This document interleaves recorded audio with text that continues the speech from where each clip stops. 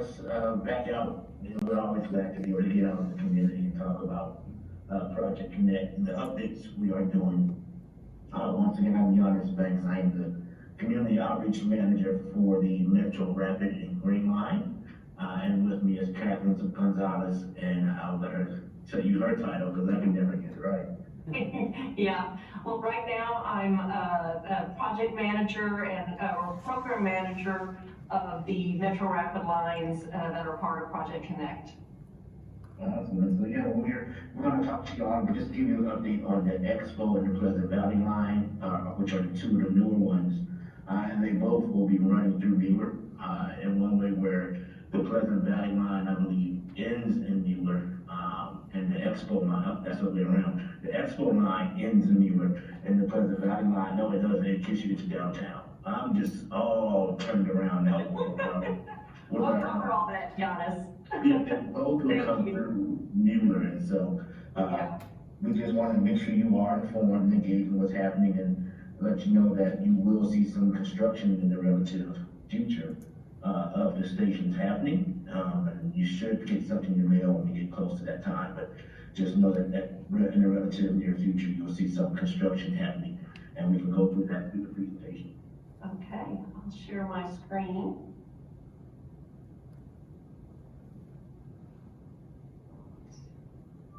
Can you see my screen all right? Yes, we can certainly.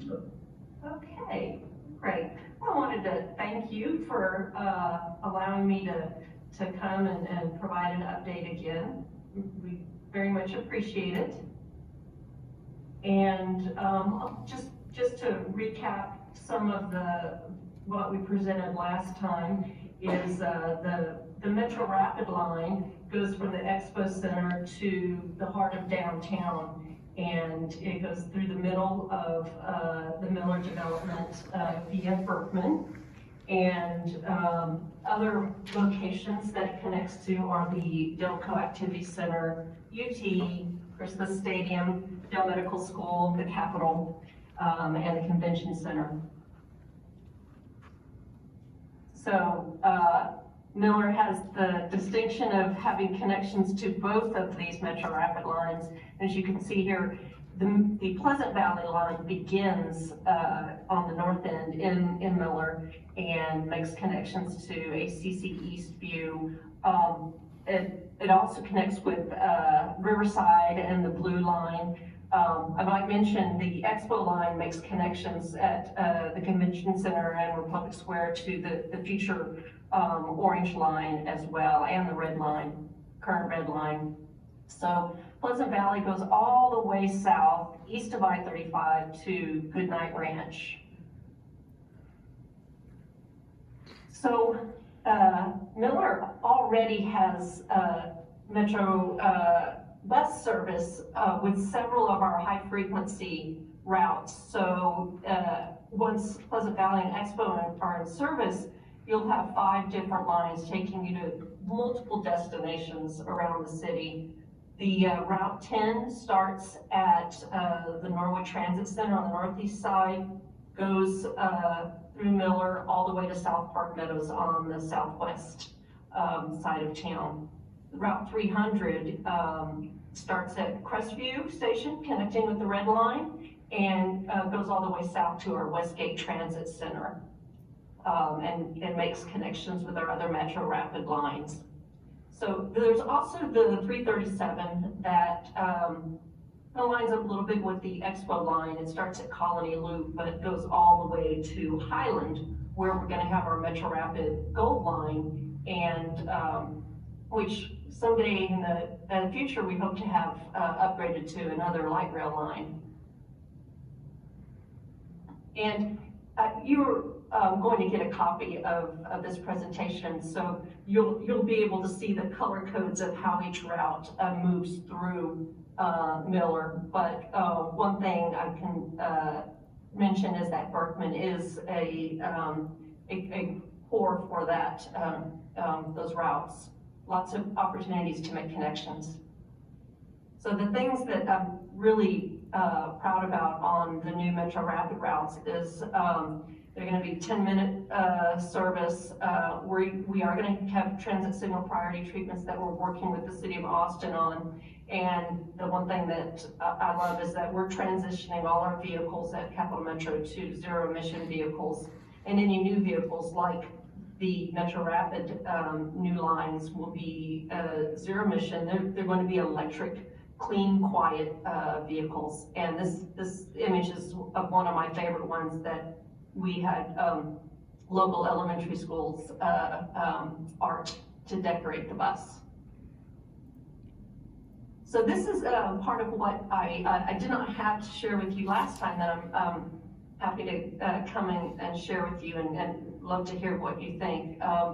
The stations themselves, we went out to the community and we asked our customers, what are the amenities that are most important to you?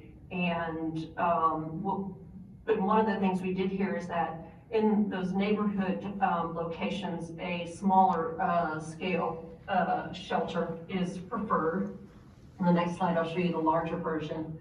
But we also have 2 cameras at each station, so we have the ability to see what's going on at each one of the stations. We'll have the dynamic message screens that will provide real-time arrival information for the Metro Rapid routes and all those other routes that make connections along Berkman. The new stations will have a little bit higher platform, 9-inch near level boarding, which actually helps facilitate speeding up our service so the bus doesn't have to kneel. We're able to put solar in many locations where we have decent amount of sun, although those locations that have a lot of tree cover are also wonderful and cool. I don't know if any of you had an opportunity to see the recently constructed Norwood Transit Center, but we were able to screen print art specific to the community on the screen panels that you see here on the shelter, and we'll have the ability to do that on our Metro Rapid stations. So if there was community information or a local art that that Miller wanted to present, that's something that we love to do. Seating, protection from the elements, and security, including like we have lighting at each one of these locations. Those are the things that our customers tell us are most important. So here is the larger scale shelter option, and it is modular, so we have the ability to make them big, medium, small, depending on the need. In Miller, we have 3 station pairs, and they're actually in the location of current bus stops, so we'll be upgrading those locations to have the new stations and additional amenities. All 3 of these station pairs along Berkman are served by both the Expo and the Pleasant Valley lines, and I already mentioned we're using the existing stations. So as I move forward, I'm going to show you some plans of what each station will look like. But before I do that, I wanted to mention kind of the schedule that we're moving forward with the station pairs. It's the station pair at Simon that we hope to construct this month. And then we don't know exactly when the Tom Miller or Barbara Jordan pairs will be constructed. But like Giannis mentioned, we are going to make sure we get out and notify the community, about a month before construction. And then we also like to, we go and we call it block walk, and we talk to the adjacent neighbors before we start construction, so they know what to expect. It typically will take us about 3 weeks to do the construction, and in some cases we'll get the platform in and we'll come back with the shelter. So in the shelter and all those amenities we plan to have in place before we're in service, which we're planning for mid-2023. In fact, we just broke ground on both lines, and so the construction is ongoing. Our first station on the Expo line that we're constructing is the one at LBJ High School. So here is the Barbara Jordan pair, and this is an image of our current bus stops. So you'll see the yellow oval around those two bus stops, right by the HEB area. And this is the yellow rectangles are actually where the station platform will be. And to facilitate both pedestrian and bike, we wanted to have multimodal safe connections. We have the bike lanes traveling behind the stations as well as the pedestrian pathway in a shared use path. So that's what you can see here. Oh, and we're planning on installing, in that location, we're planning on installing the larger shelters because it is more of a busier retail area. Simon, on the other hand, is near residential, so those will be the smaller station styles. And again, they're the existing floating stops that we have. The bike lane goes behind the floating station platform, and the sidewalk you can see is actually behind a grass, so they're separated in this case. All our stations are completely ADA accessible. And, you know, I didn't mention this, but the rectangle that's in the street is what we call our in-street bus pad. And that helps prevent when our buses start and stop, that's when we can damage asphalt more easily. So we reinforce that part of the street to prevent that from happening. So here are the locations right at Tom Miller in front of the Wildflower senior housing. And again, it's existing station locations. We're going to call this station pair the Mueller Tower pair. They are also floating stops. The bike lane goes behind, and the sidewalk is a little bit higher up, separated from the bike lane. In this case, you can see we have we're lining up with a crosswalk to help pedestrians cross. And that's all I had. We always, you know, I'll be here to answer questions, but there are lots of other ways to provide feedback. And that's the end of my presentation. So I'll stop sharing my screen and open it up for any questions that you might have. Yeah, And the presentation we've done is on the Project Connect website. So if you have questions even on some of the other lines, you can go to the projectconnect.com /get involved, and you can see presentations we've done in the past and even recently. So I think somebody has to ask a question. Yeah, this is Dave Nye. Thank you so much for the presentation. I'm frankly super excited about what you guys are doing. I believe in a previous iteration that maybe the Pleasant Valley line didn't extend all the way through Miller. Is that a change? Can you refresh my memory there? Yeah, you know, you're absolutely correct. We had, you know, the original Project Connect plan was very conceptual, lines on a map. And we heard from the community, you know, it's like, wow, Pleasant Valley drops me off in a place where I, you know, to really get to any shopping areas or to, you know, destinations within Miller, I would need to catch a connection for just a couple stops on Expo. So we decided, you know what, it does make sense to go up a little farther and drop people off right at, you know, Starbucks or, you know, Juice Land or whatever their destination might be. Fantastic. I'm glad you heard the feedback on that. Yes. One thing I'm just going to call out to anyone that's, you know, from Wildflower Terrace, there's been a lot of concerns in the past about being able to get up to the HEB. Man, there's going to be great connectivity within the neighborhood. You're going to have two Metro Rapids with, you know, high frequency headways, plus the other bus, the 335 that runs there currently. So that's really fantastic. I did want to ask about, you mentioned that there's an opportunity for sort of some local input on the bus shelters and art and whatnot.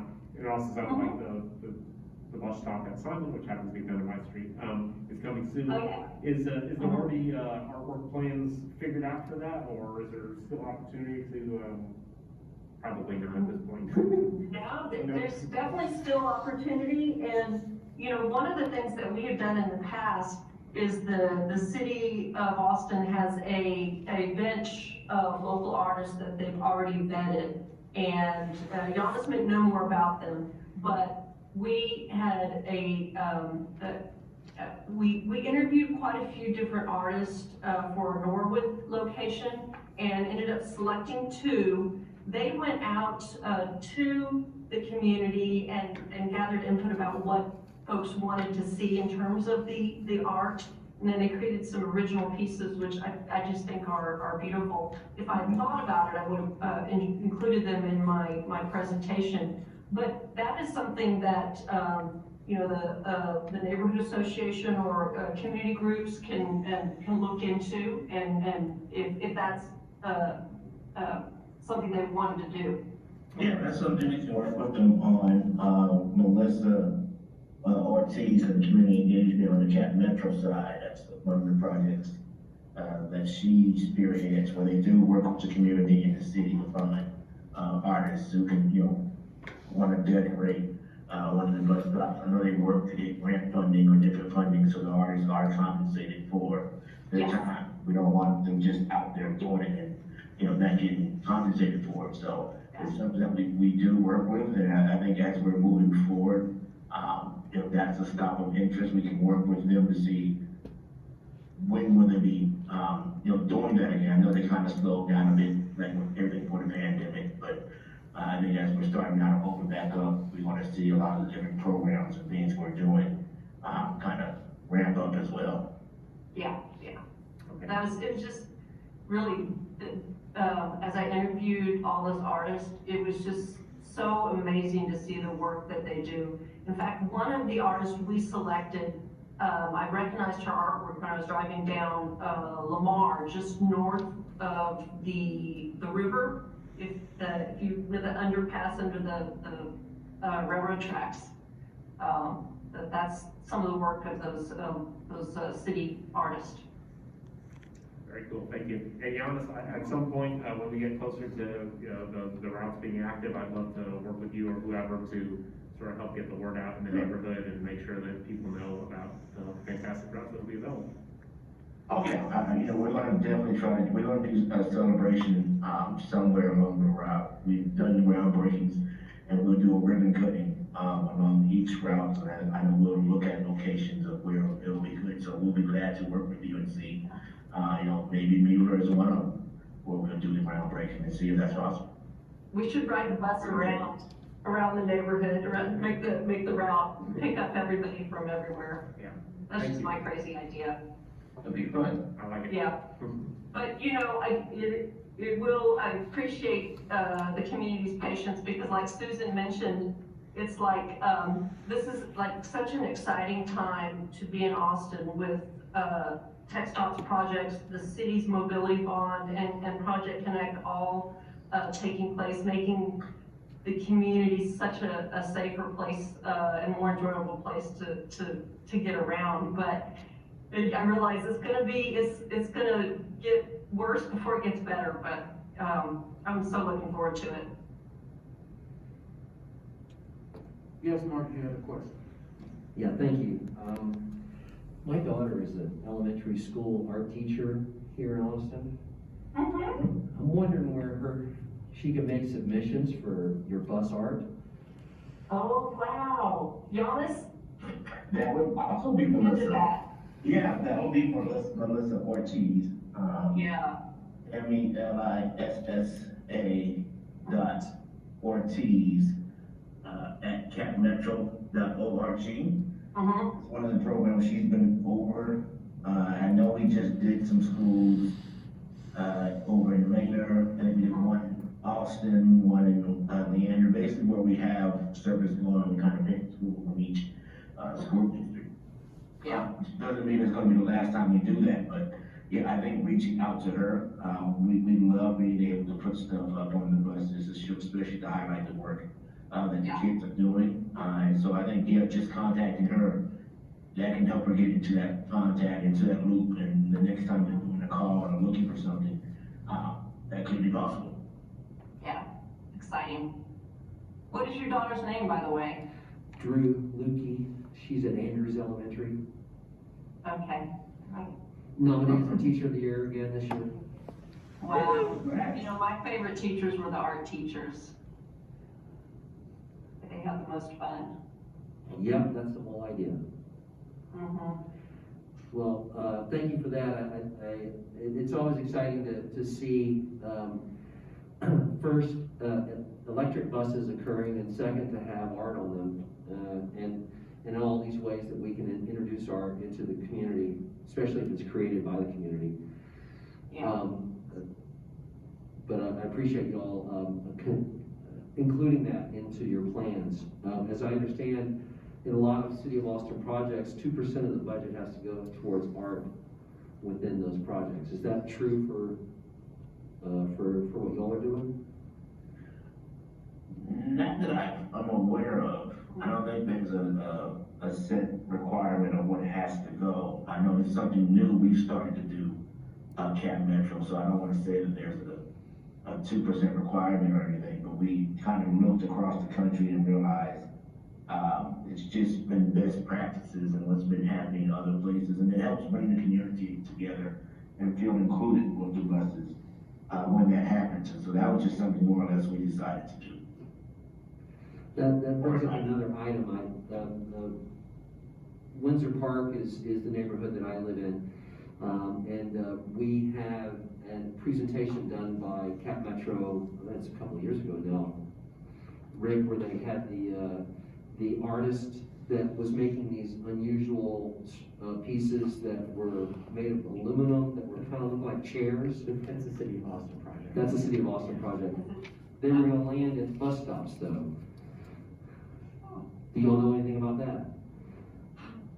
Not familiar with it, but it was a couple of years ago. It probably got halted like everything else did with the COVID. But I'm sure they probably were working with somebody in Metro too. If they were decorating bus benches, I'm sure there was somebody coordinating with. Giannis, do you know where on the Cap Metro site they could look at the art from Norwood and the interviews with the artists? I will look right now as we are talking. Yeah, there might be, if you look under Metro Art, it might pop up. Commissioners, are there other questions for Catherine and Giannis? Yes, Rick? I do have one, more of a comment, there's a question here too. It would be very controversial for something to happen in it, but the median in Berkman, was designed and intended to be a transit corridor. Is Yes. Kendall, Metro aware of that, and was it considered for any of this? Yeah, it's something, you know, we've had some conversations, about that. It's not something that we're considering, at this stage with the current project, but it is something that, you know, is long-term, something that, we're looking at. The median is very well suited for a future light rail line.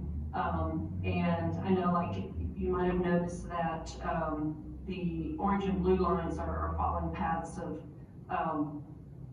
previous Metro Rapid lines. So Miller's definitely getting set up to be one of those locations that could transition to rail in the future. But yeah, as we increase service, that's definitely an area we're gonna be looking at, working, developing. I just want to make sure you're aware of it, so thank you very much, appreciate that. Yeah, thanks. Okay, I'm not used to using this system, but I did just put it in the chat, capmetro.org/metroart. We're kind of simple when it comes to figuring out how we're gonna link things, and so if you think of a project or something, more than likely after capmetro.org, it's gonna be, how you. That's something. Yeah, it's gonna be how you find it, so Metro Art, and there you can see artwork from some of the previous artists, as well as a lot about Metro music, which is something that we've done at different bus stops, in particular some of the busier ones.